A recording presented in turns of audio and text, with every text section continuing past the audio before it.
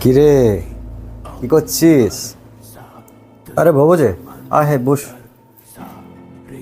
হ্যাঁ নে, প্রসাদ খা। দে। আচ্ছা, একটা কথা বলতো, শয়তান মুভিটা দেখলি? হ্যাঁ, দেখলাম। কেন বলতো? বইটাতে কি বুঝলি? হ্যাঁ, এটাই যে অচেনা কেউ কিছু খেতে দিলে সেটা খাওয়া উচিত না। ঠিকই বললি। আর একটা কথা বুঝলি, যারা ব্ল্যাক ম্যাজিক করে তাদের কোনোদিন টাকা পয়সার লোভ থাকে না। হ্যাঁ, এটাও তুই দারুণ কথা বললি, এটা আমি খেয়াল করিনি। আচ্ছা, তুই যেন আমার কাছে কত টাকা পাবি? থাক, ওটা আর লাগবে না।